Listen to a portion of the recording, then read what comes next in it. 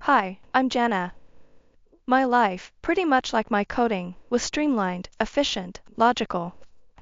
I worked as a website developer for a big IT corporation. Every day was a new puzzle, figuring out how to make shopping online as easy as breathing for people who'd probably never meet me. Everything was ticking along just fine until they shuffled me off to a different branch to help jumpstart a sluggish project. That's where I bumped into Alex. Now, let me tell you about Alex. He was like a whirlwind, always buzzing around, full of ideas, and always ready to grab everyone's attention in the room. I remember the first time we really talked.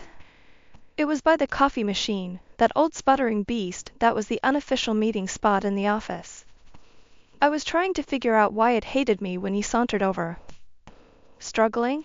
He had this smirk, like he knew exactly how annoying that machine was. Yeah, this thing is a beast, I replied, smacking it lightly. They say you gotta sweet talk it, Alex said, winking. He picked up the sugar packets, shaking them like he was about to perform a magic trick. Or bribe it. Finally, coffee machine hissed and sputtered out my much-needed coffee. We laughed, and that's how it started. Simple. Over cups of terrible coffee, we started chatting about work, then movies, music, and everything in between. Alex wasn't just talk, though. The guy had ambition that could light up a city. He was in software development, always juggling half a dozen projects, each more complex than the last. A few weeks in, he asked me out. Not in a sweet, shy way. Oh no, Alex wasn't about that. So, Jenna, when are you gonna let me take you out?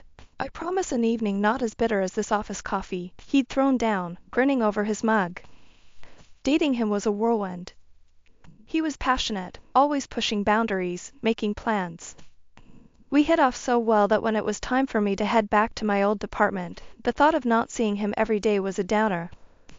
But we made it work. Long calls, weekend visits, and constant messaging filled the gaps until he proposed a year later. It was as direct as our first date invite. I laughed, cried a bit, and said yes.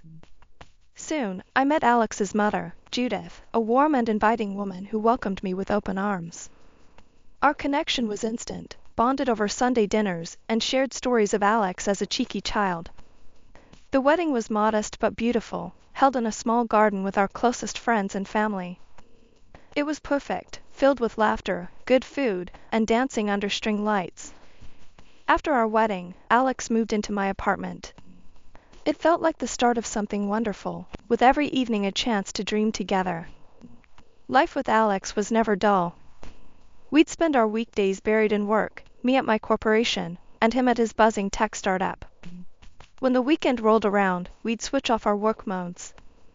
Sometimes, we'd just kick back at home, or we'd head over to his mom's place. It was on one of those lazy Sunday afternoons at Judith's, when Alex first brought up his big idea. We were lounging in her sunlit living room, Judith fussing around with some tea and cookies. Mom, Jenna, I've been thinking, Alex began, his eyes lighting up the way they did when he was onto something big. What if we started our own thing?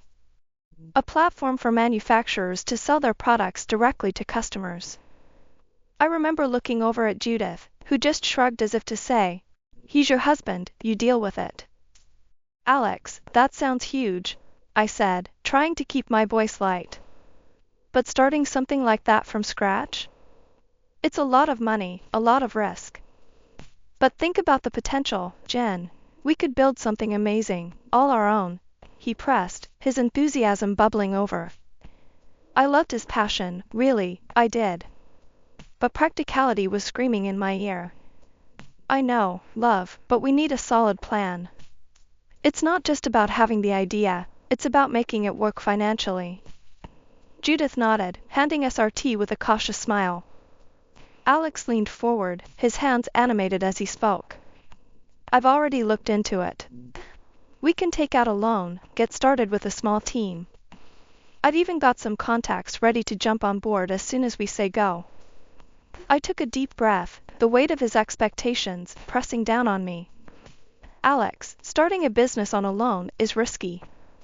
What if it doesn't pan out? We'd be left with nothing but debt. Judith put a comforting hand on my shoulder, giving me a supportive squeeze. Alex shook his head, dismissing my concerns with a wave of his hand. Sometimes you gotta take risks, Jen. No guts, no glory, right? I tried a different angle, hoping to get through to him. Look at all the successful platforms we know. They were built by teams, by corporations with deep pockets. We're just two people. But that's how the big players started, babe. In garages, at kitchen tables. We could be like them, and we don't have to quit our jobs right away. I'll go first, get it off the ground. The conversation went round in circles for hours. In the end, Alex did what he always did when he had set his mind on something. He charged ahead. The next thing I knew, he'd quit his job, taken out a loan, and rented a small office space. He was all in, expecting me to follow. When he told me what he'd done, my heart sank. Alex, this is too fast. We should have planned more, saved more. He was unpacking a box of his belongings in the new office, not even looking at me as he spoke. I thought you'd be happy, Jen. I thought you'd be proud. Despite his confidence, I didn't quit my job. I couldn't. The thought of both of us floating without a safety net was terrifying. Alex saw it as distrust, a lack of faith in his vision. I saw it as being the only thing that might keep us from drowning. Alex's new office was buzzing with activity by the time I swung by one evening after my own long day at work. He'd rented a sleek, glass-fronted space downtown, filled it with the latest tech, and hired a team faster than you could say startup. As I walked through the door, the first person to greet me wasn't Alex, but his new secretary, Lisa, a young woman with a bright smile. "Hi, you must be Jenna. Alex has told us so much about you," she said, her voice as polished as the apple she was polishing on her blouse. "Yeah, that's me. Nice to meet you, Lisa," I replied, my tone hiding the churn of discomfort in my stomach. I glanced around, taking in the rows of busy desks, the oversized motivational posters screaming, "Think big." It felt more like a Silicon Valley scene than a modest startup. Alex spotted me from his office and waved me in. He was leaning back in his chair like a CEO from some glossy magazine shoot, grinning from ear to ear. "Jen, what do you think? We're really kicking off here," he exclaimed as I entered. "It's impressive, Alex. But aren't you scaling up too fast?" I frowned, looking around at all the new equipment and employees. "Babe, to make money, you gotta spend money. We need the best to be the best," he replied, his voice filled with that irritating confidence that had started to grate on me. "But hiring so many people so quickly, the fancy office, the tech, how are we covering this?" I pressed, trying to keep my voice steady. Alex strutted from his desk, sweeping his hand through the air as if brushing away my concerns. "Investments, Jen. You gotta spend big to catch the big fish. We're hosting a launch dinner next week, going to dazzle them with our vision." The dinner he was talking about turned out to be at one of the fanciest places in town. He'd even had glossy business cards made up, heavy and embossed with gold detailing, which he handed out to anyone who looked remotely interested in his pitch. Watching him work the room was like watching a play, every gesture calculated, every smile timed to perfection. As the evening wound down, I pulled him aside, my worry turning into frustration. "Alex, this isn't sustainable. We should be careful with expenses until we actually start earning." Alex's face hardened, his smile slipping away. "Jen, you really need to start seeing the bigger picture. This is how the successful do it. You think rich, you live rich, you become rich. That's the mindset we need. But real success doesn't just come from acting the part," I argued, feeling my temper rise. He laughed, a short, humorless sound. "And what would you know about that? No offense, Jen, but I'm making something great here. Maybe try supporting me instead of dragging me down, huh?" That stung, more than I expected. I backed off, swallowing the lump in my throat. "Okay, Alex. Okay." From that night on, I stopped pushing back. I just helped out where I could, taking on tasks for the business in the evenings after my day job. It was clear that Alex didn't just want to create something lasting, he wanted the lifestyle, the status. A year into this grand venture of Alex's, the cracks in his ambitious facade had widened into gaping holes. The once bustling office was quieter now, the energy dimmed. Only a couple of tech specialists and Lisa, the secretary, were left. The rest had been let go one by one as the money drained like sand through fingers. I came home one evening to find Alex pacing in the living room, his face drawn, eyes flicking up to meet mine with a mix of defiance and desperation. "Jen, we need to pump more money into the business. It's just a tough phase, it'll pass." He started off before I could even set down my keys. I sighed, dropping my bag onto the couch. "Alex, we've been at this tough phase for over a year. How much more can we afford to lose? Maybe it's time to think about winding down." He rounded on me, his voice sharp and loud. "Quit? You just don't get it, do you? You're too comfortable being a slave to your paycheck, too scared to really live free." His words stung, slashing through the tense air between us. "A slave? Really, Alex? Is that what you think of me? Someone trying to keep us afloat while you play billionaire on borrowed dimes?" I shot back, anger flaring. He didn't respond, just stormed out of the room, the slam of the door echoing like a gunshot. 6 months later, things hadn't improved. They'd gotten worse. One afternoon, I came home to find the driveway empty. He'd sold our family car, our only car, to fund another desperate attempt to save his sinking ship. He greeted me at the door with a sheepish look, almost like he knew he'd crossed a line. "Jen, I had to. We needed the cash. I'll get it back, I promise," he said quickly, as if rushing to fill the silence before I could react. I just shook my head, too tired to argue anymore. "Alex, where does it end? You sold our car without even talking to me about it. What's next?" He shrugged, a hollow, defeated gesture. "Whatever it takes." From then on, I pulled double duty. My paycheck covered our rent, the groceries, and every little expense in between, while Alex's dreams sucked up everything else. Every night, I'd lie awake, the weight of our world on my shoulders, listening to the silence of the apartment. It was like living with a ghost, a shadow of the man I married. It was a sunny Tuesday morning when my phone rang. Glancing at the caller ID, I saw it was Judith, Alex's mom. The tremor in her voice when I answered set my heart racing. "Jenna, darling, I hate to bother you, but I've got these people here, these creditors, and they're talking about taking the house. They say Alex put it up as collateral." "What's going on?" I froze, the phone nearly slipping from my grasp. "What? No, that can't be right, Judith. Let me handle this. I'll call you back soon." I hung up, my mind spinning. Alex had promised no more risks after the car incident. I waited all day for him to come home, rehearsing what I would say, how I would stay calm. But when he walked through the door, looking tired and disheveled, all my plans fell apart. "Alex, did you mortgage your mom's house for a loan?" I blurted out, unable to contain my anxiety. He tossed his keys on the table, avoiding my gaze. "Yeah, I did. We needed the cash flow to keep the business alive. It's going to pay off, Jen, you'll see." "How could you gamble with your mom's home?" I exclaimed, feeling my temper rise as my voice cracked with emotion. "It's not a big deal, Jen. This is how business works. You invest big, you win big. We're on the brink of something huge here," he argued, his voice firm, almost rehearsed. "But what about your mom? Where is she supposed to go?" My words were sharp, cutting through the air between us. Alex shrugged, a casual, heartless gesture that made me flinch. "She won't have to go anywhere. It's all legal stuff. Nobody's going to throw an old lady out on the street.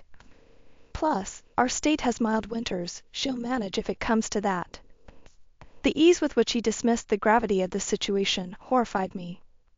That night, I couldn't sleep, tormented by the image of Judith, homeless because of us, because of a gamble Alex chose to take. The next morning, I made a decision. I went to my parents' house, seeking refuge and advice. My father, a seasoned investor who'd always been wary of Alex's rash decisions, greeted me with concern. "Jenna, what's wrong? You look troubled," he said, guiding me to the living room. I took a deep breath, steadying myself. "Dad, I need to borrow some money to pay off the loan on Judith's house. Alex put it up as collateral without telling anyone, and now it's at risk." There was a pause, then a heavy sigh. "Jenna, I'll help because it's Judith, but you need to think hard about your marriage. Is this the life you want? Constantly cleaning up financial messes?" As I lay in bed at my parents' house that night, the reality of my father's words echoed in my mind. Alex had crossed a line, involving his own mother in his reckless schemes, showing a side of him I could hardly recognize. 3 days later, I returned home, my mind a chaotic mix of relief and unresolved tension. However, as I tried my key in the lock, it wouldn't turn. Confused and frustrated, I jiggled the key harder, thinking the lock was jammed. Nothing worked. With a sinking feeling, I dialed Alex's number, but it went straight to voicemail. With nowhere else to go, I headed to Judith's house, hoping to at least bring her some good news. I arrived at Judith's to find her pruning her rose bushes, the sun setting softly behind her. "Jenna, what a surprise, dear. Everything okay?" she called out, wiping her hands on her apron. "Hi, Judith. I have some news. My dad agreed to help with the loan. You won't lose the house," I said, managing a small smile. Her eyes welled up as she hurried over and enveloped me in a warm hug, her relief palpable. "Oh, Jenna, thank you. I don't know what I'd do without you. You're an angel." We were just stepping inside when the doorbell rang. Judith answered it, and there stood Alex, with Lisa clinging to his arm, smiling triumphantly. My heart froze. "Alex, what are you doing here?" I stammered, confusion and dread mingling in my chest. Alex's smile didn't reach his eyes. "Jenna, I see you've been busy. Unlike you, Lisa here supports me. In fact, she believes in me so much that we're together now. And oh, I filed for divorce. You're holding me back." Judith gasped, her hand flying to her mouth. "Alex, what?" "And there's more," Alex continued, pulling out some papers from his jacket. "I sold your apartment. Needed the money for the business. We'll be living here with Mom. You should find somewhere else to stay." The papers felt heavy in my hand. Divorce papers, sale documents. My life, reduced to a few sheets of cold, legal prose. "You sold our home?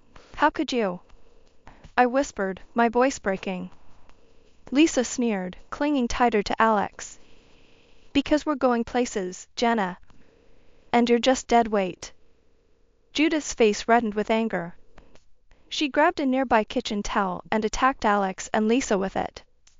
"Get out. I'm ashamed of you, Alex. How dare you treat Jenna like this?" Alex and Lisa were screaming as they dodged Judith and the towel, and I was looking at this surreal scene with mixed feelings. As Judith was out of breath and stopped, Alex straightened his clothes and turned to a tearful Lisa with a wry grin. "Let's go. We don't need this."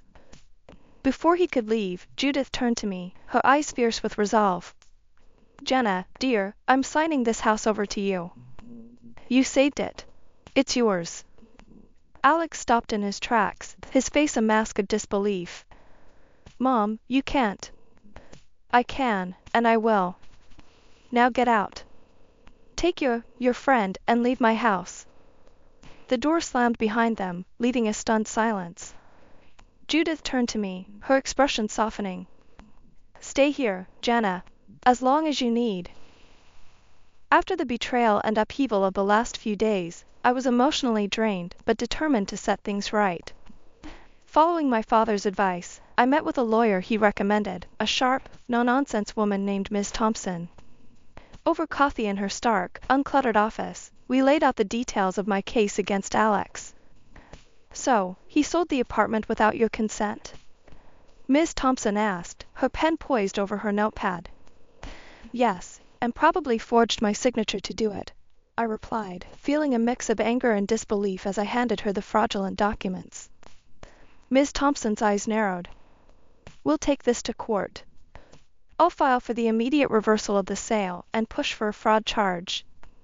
The legal wheels turned faster than I expected. In court, Alex's facade of competence crumbled under the weight of evidence. When confronted with the forgery, he had no defense. "Your Honor, I was just trying to save my business," Alex stammered, avoiding my gaze. The judge was unmoved. "You committed fraud, Mr. Carter. This court sentences you to probation and prohibits you from holding any senior management position in any company. Let this be a lesson in responsibility." Meanwhile, Judith, with Ms. Thompson's help, proved that Alex had taken the loan against her house without her knowledge or consent. The judge ordered Alex to compensate his mother for the emotional and financial distress caused. Outside the courtroom, as the final divorce proceedings took place, Alex's desperation was palpable. "Jenna, please, don't ask for any more money. I'm ruined," he pleaded, his voice barely above a whisper. I looked at him, the man I once loved, now just a stranger driven by greed. "I don't want your money, Alex. But you will replace my car, the one you sold without asking me." A couple of months later, his business, now hopelessly in debt, crumbled without his mismanagement to sustain it. Lisa left as soon as the reality of his financial situation hit home. Alone and barred from any significant corporate role, Alex was a broken man. But that was no longer my concern. With the legal battles behind me, I returned to the apartment that was once again legally mine. One afternoon, as I arranged books on a new shelf, the doorbell rang. It was the delivery of the new car Alex had bought me, a sleek, reliable model that was everything the old one had been and more. I signed off on the paperwork, the final tie to my old life with Alex severed. After the whirlwind of betrayal and legal battles, life settled into a new, steadier rhythm. My days were filled with the familiar comforts of my job. Each project and code line I crafted at work reminded me why I had clung to this stability, why it was so crucial not to leap blindly into Alex's fantasies. My salary, once stretched to cover his debts, now afforded me small luxuries and peace of mind. Every so often, I caught snippets of Alex's new life. He was doing physical labor now, something vastly different from the suits and boardrooms he had aspired to dominate. It was hard work, paying off the mountains of debt he had accumulated through his reckless ambitions.